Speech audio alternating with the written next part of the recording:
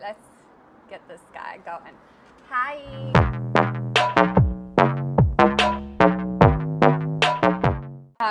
Welcome to Real Talk with Barkley. This is our first real episode, and today we have something that is pretty relevant. Staying relevant, it matters. I got an email yesterday from the National Association of Realtors that honestly kind of freaked me out a little bit. So I'm gonna just read you some of the letter and then comment where I need. On September 4th, the CDC declared a temporary halt to residential evictions to prevent the further spread of COVID-19, which applies to all residential housing. This moratorium ends on December 31st, 2020. This may seem helpful to renters in short term, but this notice does not relieve residents from their rental obligations, and landlords may charge late fees, penalties, and interest on missed rental payments. So cool, thanks, but like, no thanks.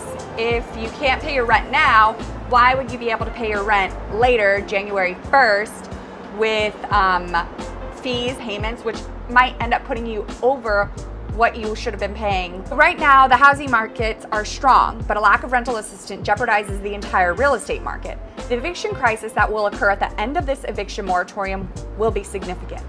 The current eviction moratorium will leave housing providers and renters alike struggling and will have a devastating impact on our national economy. More than 40% of rental units across the nation are owned by mom and pop owners who will struggle to keep up with their financial obligations. So what I've been hearing around town is people saying stuff like, well, if I don't have to pay my rent, why would I pay it? Well, you do have to pay your rent. You gotta pay your rent, and you gotta pay it January 1st, probably with late fees and penalties. So why not just pay it now if you can pay it? If you can pay it. When you think about these 40% mom pop owners, they aren't part of the 1%. They're just like you and me. But instead of working at a restaurant, you putting money in the stock market, right? They put their money into real estate, which is usually a really safe bet if we don't have a global crisis, which the government then takes away your right to collect rent. It's put everyone in a bit of a pickle. During the moratorium, property owners will struggle to make their obligations, including mortgage payments, insurance, taxes, property maintenance, utilities, and staff. What happens when these things can't get paid for? Staff gets let go. That means your apartment complex is not going to get cleaned. Utilities.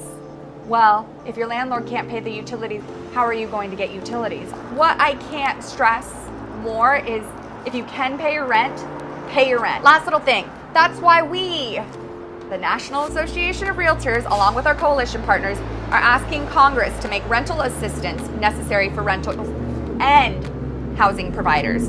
Congress must enact an emergency rental assistance program that addresses the challenges for housing providers and renters alike. The House Passed HEROES Act did include rental assistance, but it wasn't sufficient to cover the number of renters covered by the CDC notice. All renters who are eligible and attest to their need for the eviction moratorium must be covered. Payments should be made directly to housing providers who provide housing authorities with copies of their residents' attestations.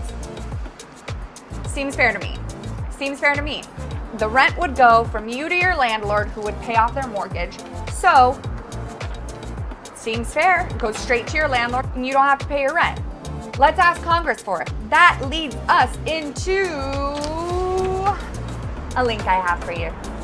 Go check out the link in my bio or the link in my description. It's got a pre-written letter to Speaker Pelosi, Mitch McConnell, asking them to help provide rental assistance to the citizens of the United States so that we can help avoid a housing crisis in 2021. That's what we really all want, right? Except for buyers. And look, I'm not saying any of this to scare anyone. That would be like the last thing that I would want to do. We have so many buyers on the market right now. That being said, what we really don't want people to lose their home. That is our main goal. If you think that you are at risk of losing your home, I have provided another link with details of how to talk to your lender. I did this one back in the beginning of COVID, but all the information is still super relevant. Also, most of your lenders, if you check out your service provider's website, they have posted information that they need from you in order to just keep the line of communication going. What I urge you to do, talk to your landlords, talk to your lenders, Make sure you're paying whatever you can, and let's all do our part in staying positive and uniting the country instead of dividing it.